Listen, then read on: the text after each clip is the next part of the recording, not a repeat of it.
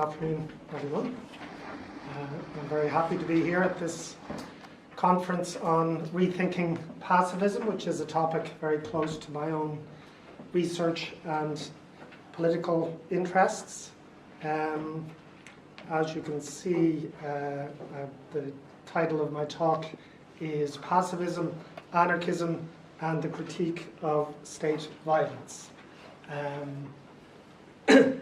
which is a slightly misleading title, as they often are, but I hope not too misleading, because what I'm interested in exploring in this paper is the intersection between the ethical requirements of pacifism at the level of the individual and the political implications of pacifism in terms of structural or social change. And what I've done is used the writings of Leo Tolstoy, because I think he has some interesting things to say on both these topics and how they're connected in his later essays on the theme of pacifism and nonviolence. So I'm going to stick to my script as much as possible in the interests of keeping to time as well. So, classes first. So pacifism is an ethical and political response to the problem of violence in human relationships, from the interpersonal level to the international or even global level. Some versions of pacifism reject violence more generally, while others focus on specific types or categories of violence, such as the taking of human life or the mass violence and destruction associated with war and armed conflict. This paper does not evaluate the arguments for and against pacifism, but instead discusses the links between the ethical or normative requirements of pacifism at the level of the individual and its implications for forms of social and political organization.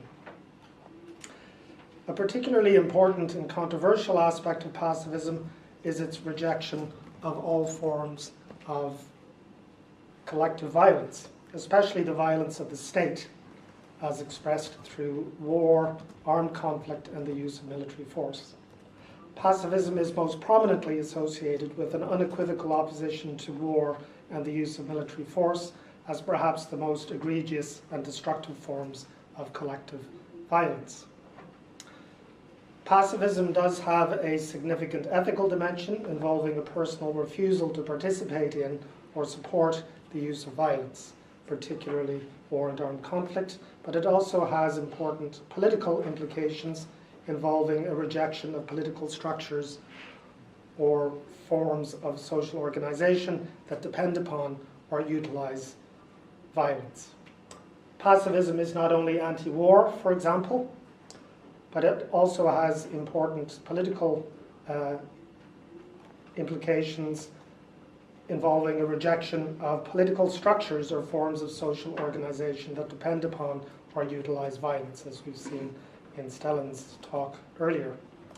Pacifism is not only anti-war, for example, it can also be linked to the anarchist critique of the state, because it argues that the only way to eliminate war, armed conflict, and other forms of political violence is to remove the capacity for institutionalized and systematic violence epitomized by the military structures and systems of the state. This paper examines the connection between the ethical and normative implications of pacifism at the level of the individual and its anti-militarist critique of state violence through the pacifism of the Russian writer Leo Tolstoy. Tolstoy connected the need for change at the level of individual belief and behavior, or what he sometimes called resistance through disobedience, to his critique of the state through challenging, again, what he called the myth of patriotism as a belief or ideology as the basis of both state power and state violence. So, as we know, in terms of the history of pacifism and its development over the last century or so, Tolstoy has been a hugely influential proponent of pacifism, perhaps somewhat overlooked these days, partly because of his skills as an essayist and polemicist, and partly because of this combination of personal moral exhortation with a broader vision of the requirements of a nonviolent social order. So Irving Louis Horowitz, for example, claims that, quote, "It was through his reinterpretation of Christian ethics that pacifism achieved a status as a significant, if not fully developed, social philosophy of contemporary civilization. Tolstoy is largely responsible for making pacifism the theoretical force it is in the Western world." So that's quite a large claim in terms of Tolstoy's influence. Tolstoy's pacifism is expressed through his interpretation of Christianity because it was through Christianity that he confronted the deep personal crisis that challenged him in middle age. And yet, Tolstoy's concerns remained profoundly moral and humanistic, focused on human well-being and our responsibilities towards each other in society, expressed through his interpretation of what he took to be the central message of Christianity. According to R.V. Sampson for Tolstoy, and I quote, "The basis of man's welfare in this world was the Christian teaching of the law of love and nonviolence, the law of suffering evil, of not returning it." So some crucial ethical themes that we find both in pacifism and also in nonviolence there in Tolstoy. Tolstoy's emphasis on his interpretation of Christianity as the source of his pacifism, but also as the key to social transformation, does perhaps in a highly violent world seem quite idealistic and perhaps even somewhat futile.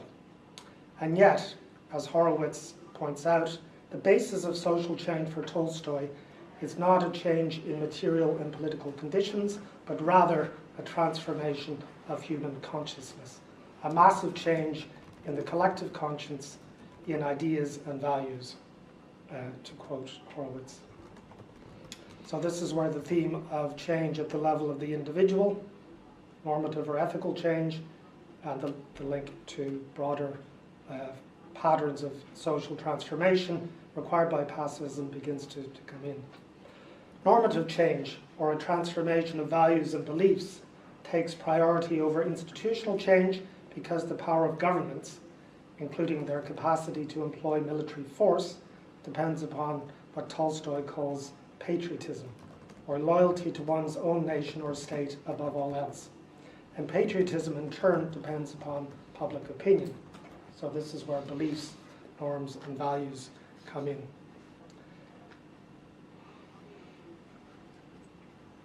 Tolstoy's emphasis on the primacy of normative change and public opinion, as distinct from structures and institutional change, rests at least partly on his analysis of power, as Sampson points out. So again, this is a common theme in later literature on violence and civil resistance. Power for Tolstoy consists primarily of the obedience of the many to the few, and that's a direct quote, rather than material resources represented by wealth or control of armies or weapons.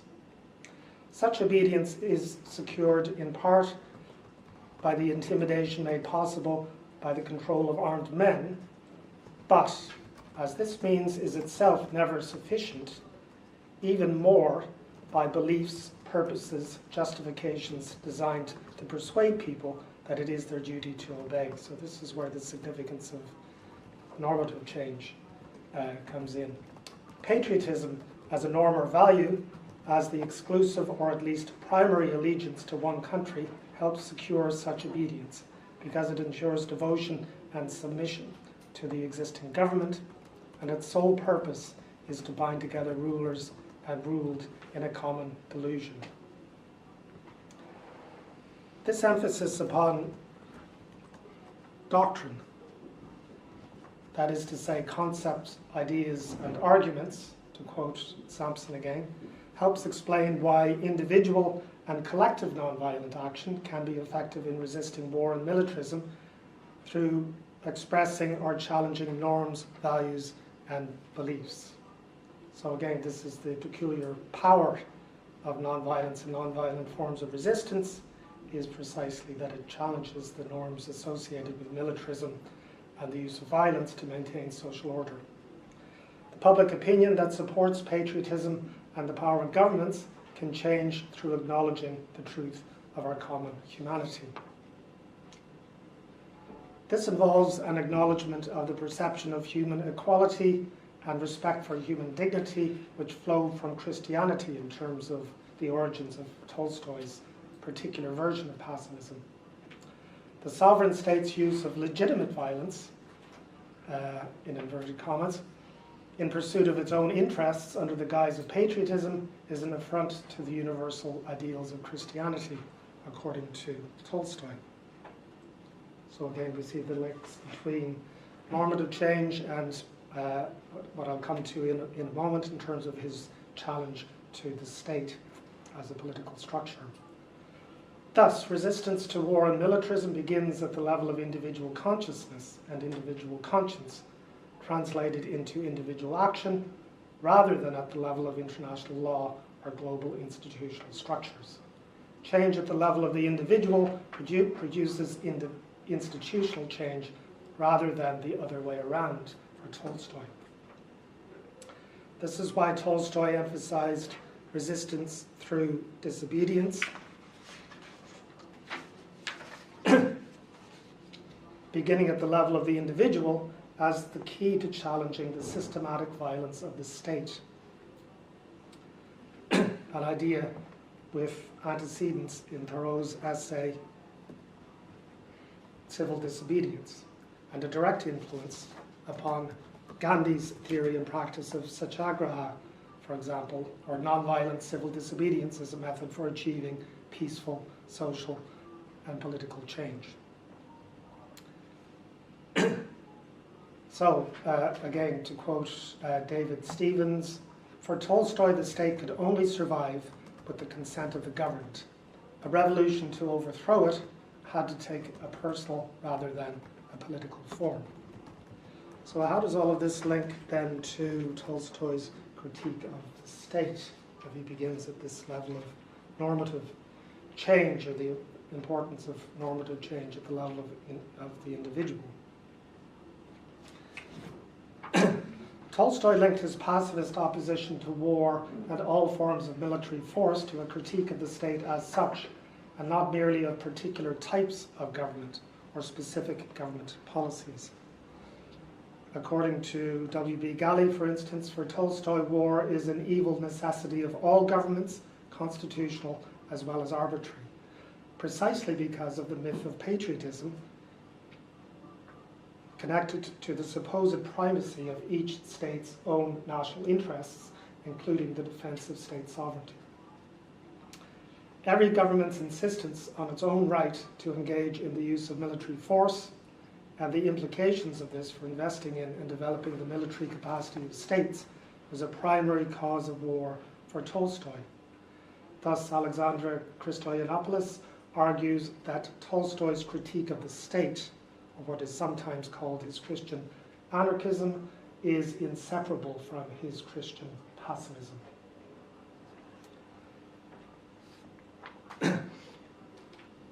Tolstoy challenged the state because it embodied the most highly organized, systematic, and destructive use of violence. It was not essential to achieving security by preserving social order through enforcing the rule of law, or by defending individuals and communities against threats and aggression, as Western political theorists have argued. Instead, it was an instrument for defending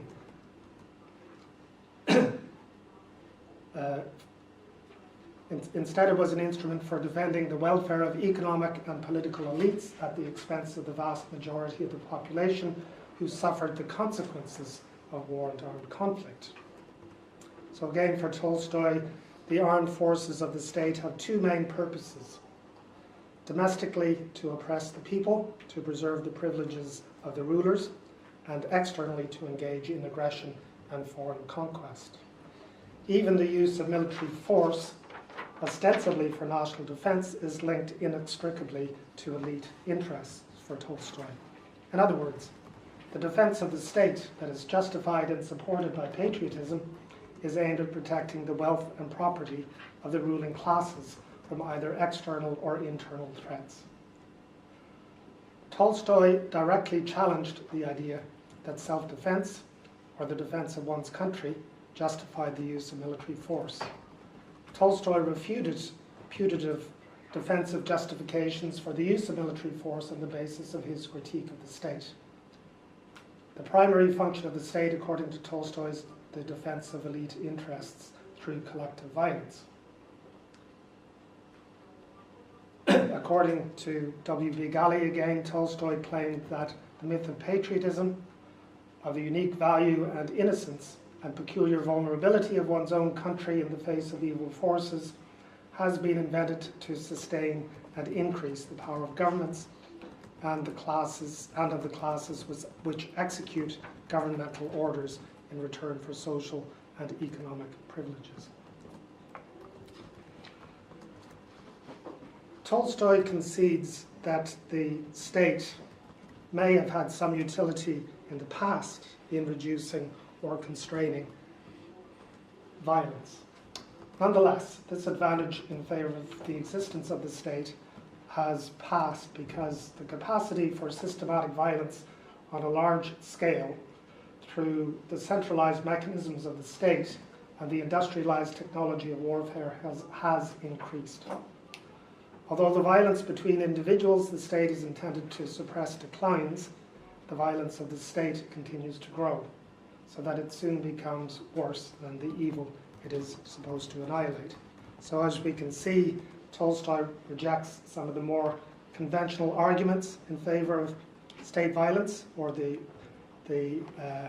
so-called state monopoly over the legitimate use of violence, by rejecting both arguments based on self-defense, which he links to elite interests, but also to the preservation of social order, because the violence of the state surpasses any dangers that it might be used to suppress. The irony or self-contradiction of state violence in the form of military force is that it revives and escalates the threats to individual survival against which it was supposed to provide protection. Furthermore, the magnitude of such threats is increased to another level, so that not only are individuals at risk of destruction, but so are the communities ostensibly represented and protected by the state. So, in conclusion, Tolstoy's Christian pacifism emphasizes the ethical importance of individual refusal to participate in war or preparations for war as part of the transformation of human consciousness that provides the basis for a world without war. Tolstoy also provides an anti-militarist critique of the state and its institutionalized and systematic capacity for engaging in large-scale violence, such as war and armed conflict. Tolstoy connects his opposition to the state and his emphasis on the ethical transformation of individual consciousness through his critique of the myth of patriotism as a basis of both state power, or allegiance to particular governments, and of state violence. In other words, normative and ideological change through rejecting the myth of patriotism and engaging in individual resistance through disobedience provides the basis for political transformation required to bring an end to war and other forms of collective violence. So finally, this discussion of Tolstoy's pacifism helps us identify two interconnected features of pacifism as an anti-war position and as a critical, if controversial, response to the apparent intractability of war, armed conflict, and collective violence more generally. These two distinctive features of pacifism involve its combination of normative and ethical change at the level of individual consciousness and action, and its structural critique of the systematic violence of the state as a form of political and social organisation. Thank you.